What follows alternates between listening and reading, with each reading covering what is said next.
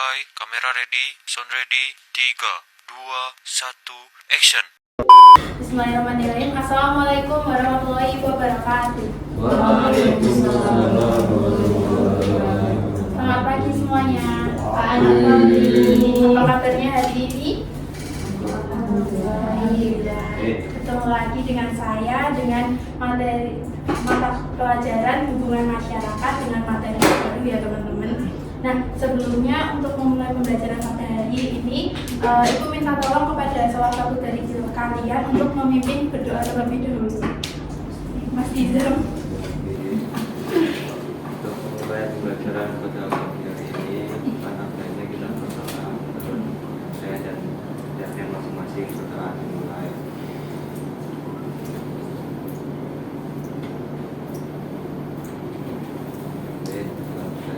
Terima kasih Mas Dizam. Pada hari ini kita akan belajar mengenai khalayak hubungan masyarakat. Jadi khalayak hubungan masyarakat itu merupakan kunci keberhasilan komunikasi organisasi. Nah, sebelum itu saya minta tolong ke kalian untuk perhatikan isi dari sekolah ini terlebih dahulu. Ya, sekolah ini. Oh, ini. Nah, sudah? Nah, menurut kalian siapa saja orang yang paling penting bagi keberlangsungan sekolah ini? Saya, siswa. Ya, siswa. Terus siswa. Ada lagi? Kepala sekolah. Betul semua ya, ya, sudah. Semuanya betul semua. Ibu kantin. Ya, karena tidak adanya ibu kantin kita akan kelaparan.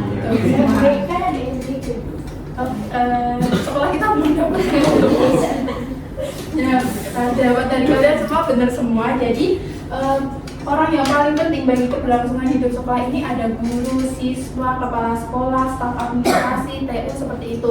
Karena tanpa adanya mereka, keberlangsungan hidup sekolah ini nggak bakal ada gitu teman-teman. Sekolah itu nggak bakal ada seperti itu. Nah, sebelum itu kita masuk ke materi inti. Saya akan membacakan tujuan pembelajaran kita pada materi khalayak humas ini. Nah, yang pertama itu siswa dapat menjelaskan pengertian khalayak dalam kegiatan hubungan masyarakat dengan baik dan tepat. Yang kedua, siswa mampu mengidentifikasi jenis-jenis khalayak humas baik internal maupun eksternal beserta karakteristiknya.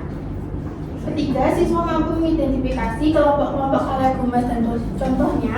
Keempat, siswa dapat menjelaskan mengenai fungsi dan khalayak humas secara tepat. Dan yang terakhir yaitu siswa mampu mengidentifikasikan pentingnya penetapan khalayak humas dalam organisasi perusahaan. Nah, kita masuk ke materi inti pada hari ini. Teman-teman pasti bertanya-tanya nih mengenai apa sih itu khalayak humas dan fungsi dari khalayak humas serta akibat tidak ditetapkannya khalayak humas dalam suatu organisasi maupun perusahaan. Nah, jadi teman-teman mengenai pengertian khalayak humas sendiri, khalayak itu secara umum biasanya disebut sebagai publik. Nah, jadi khalayak atau publik sendiri merupakan sekelompok orang yang berkomunikasi dengan suatu organisasi baik secara eksternal maupun internal. Nah, setiap organisasi itu memiliki organisasinya sendiri, khususnya memiliki organisasi sendiri khalayak khususnya. Nah, yakni suatu organisasi atau perusahaan itu tidak hanya menyelenggarakan komunikasi dengan konsumen atau stafnya saja, jadi dengan orang lain seperti itu. Nah, selanjutnya ada berapa sih jenis khalayak humas? Teman-teman ada berapa nih khalayak humas? Jenisnya ada 2 ya. Nah, yang pertama itu ada khalayak internal dan khalayak eksternal.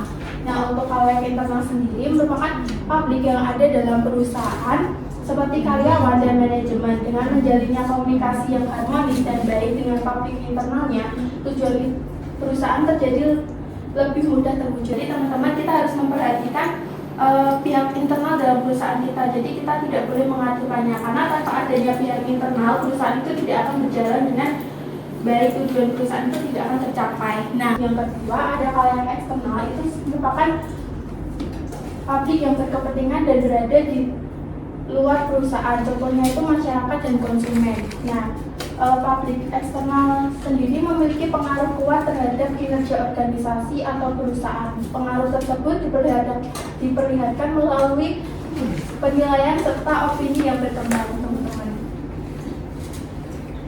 Nah, ini sedikit tambahan mengenai publik internal maupun publik eksternal. Jadi, humas itu seringkali memberikan informasi kepada karyawan, contohnya melalui rapat divisi, majalah perusahaan, dan lain sebagainya. Untuk pihak eksternal, humas itu sering menjalin hubungan harmonis melalui publisitas, akan iklan promosi, penyelenggaraan acara atau event, dan lain sebagainya. Nah, di sini ada macam-macam khalayak humas, ada 8, yaitu yang pertama masyarakat luas, kedua calon pegawai atau anggota, ketiga para pegawai atau anggota, keempat pemasok perusahaan, kelima investor pasar uang, keenam distributor, ketujuh konsumen dan pemakai produk, kedelapan pimpinan pendapat umum. Mungkin dari teman-teman ada yang bisa menjelaskan? Saya. Oke, Mas Isen langsung. Mau yang mana? Nomor 1. Oke, langsung. Macam-macam kayak humas. Yang pertama ada masyarakat luas. Segmen masyarakat yang menjadi khalayak bagi suatu organisasi dengan jelas berbeda dengan khalayak organisasi lain, bahkan khalayak pada organisasi yang berada di tempat yang sama pun akan berbeda. Oke, betul ya. Tepuk tangan untuk Mas Husen. Ini Mas sedikit lebih saya. Kurang banyak. Oke, selanjutnya mungkin Mbak Vinanda. Wah. Silakan Mbak. Yang 2 dan 3 atau berapa terserah.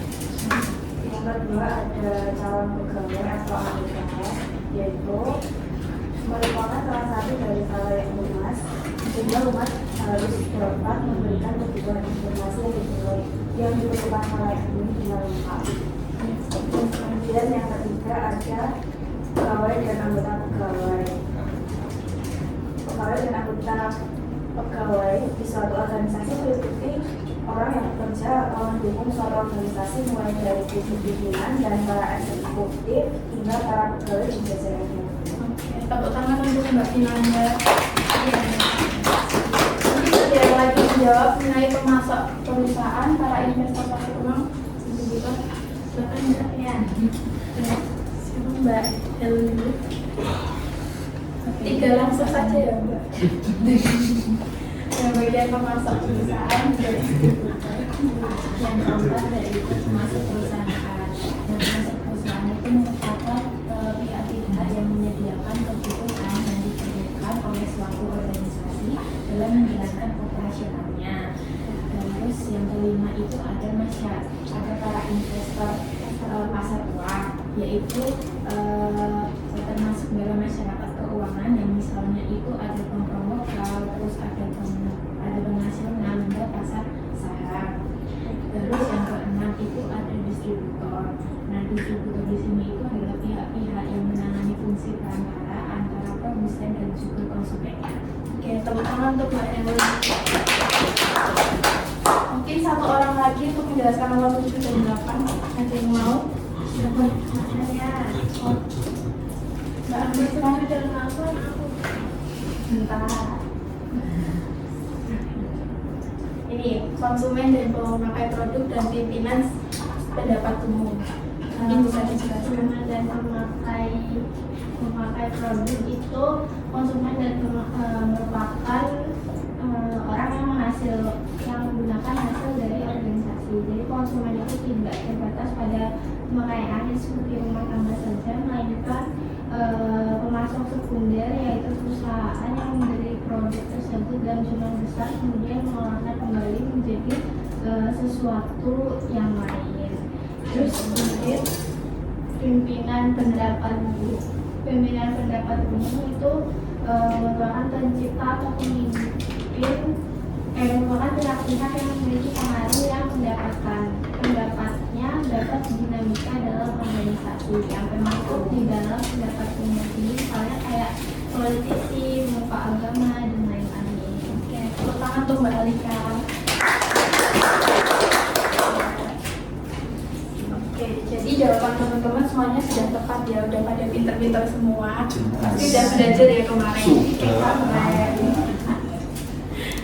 Nah, selanjutnya saya akan membahas mengenai fungsi khalayak humas. Jadi teman-teman, terdapat beberapa alasan mengapa suatu organisasi atau perusahaan itu harus dikenal atau menetapkan bagi masyarakat luas yang menjadi halayaknya. Alasan tersebut diantaranya sebagai berikut, ada 4 ya teman-teman.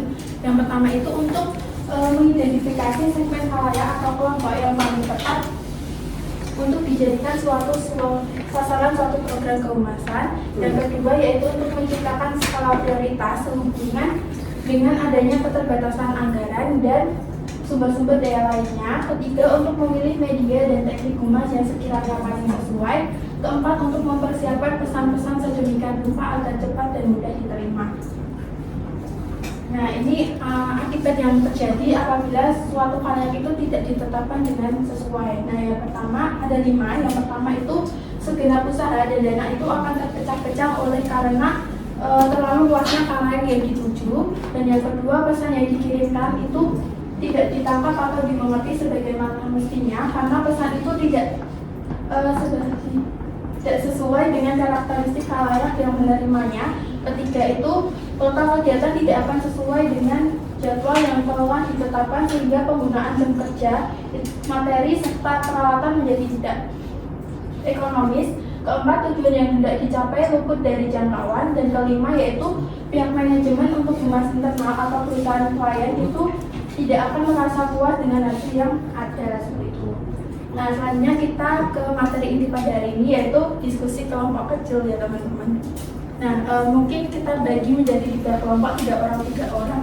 Mbak Vina nanti ikut ke Mbak Helen ya.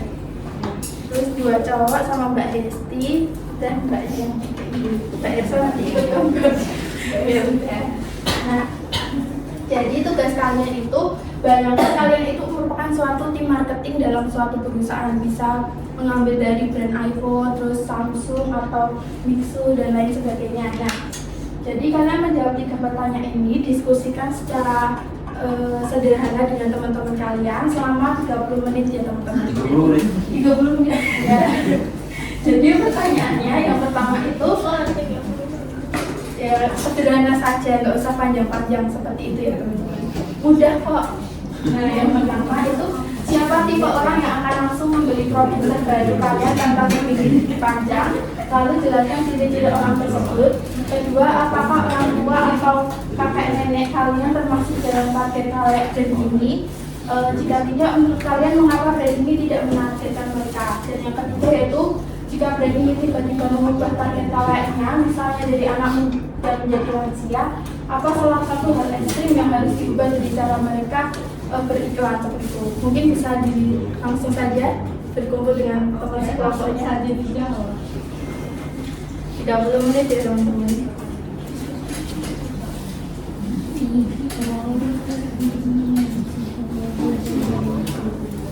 Kamu dulu.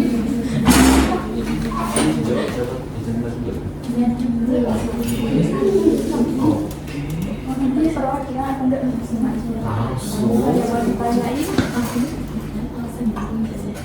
terserah kalian maunya gimana, mau bertiga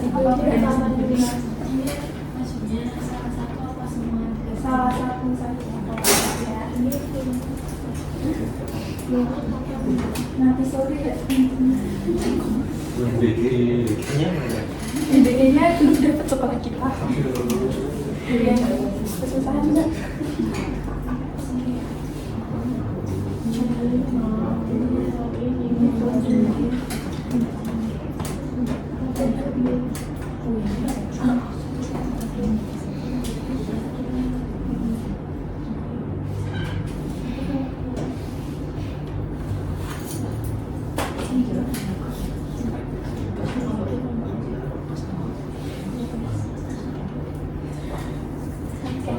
Udah selesai diskusinya semua teman-teman?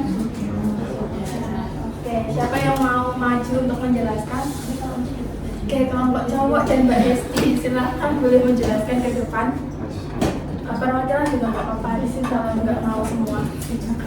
Yang perwakilan? Oh iya, udah maju semua, karena teman-teman mintanya maju semua.